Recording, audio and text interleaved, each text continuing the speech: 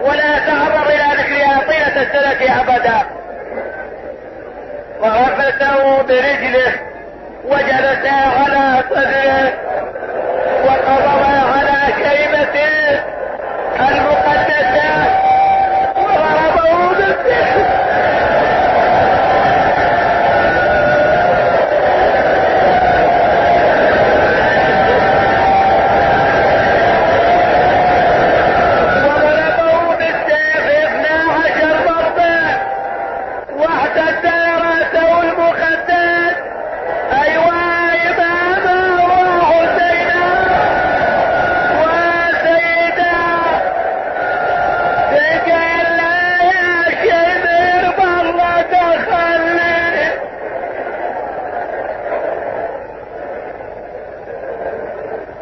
يا ظالم خل اخويا حسين ساعة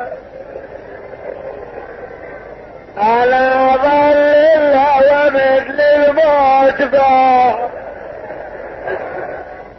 ما شمامة الحلوة طباع، دخل براحة وحسين طباع،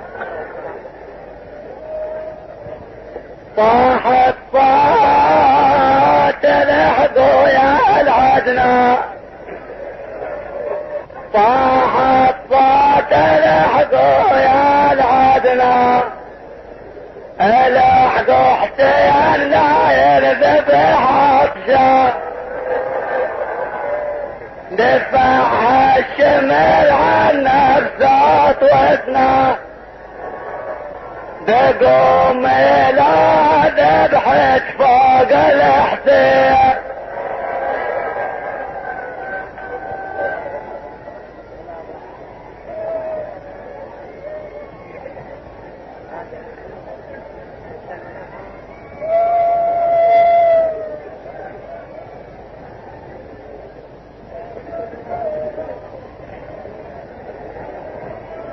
اخواني جزاكم الله خير الجزاء، الداعي ما تعرضت الى الموعظة وذلك في اثناء هذا المقتل،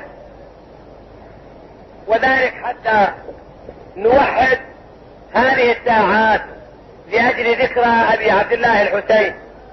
والان الفت انظاركم معاشر المسلمين اينما كنتم، اخواني حافظوا على دينكم، حافظوا على اخلاقكم، حافظوا على غيرتكم، واسأل لكم من الله خير الدنيا وخير الاخرة.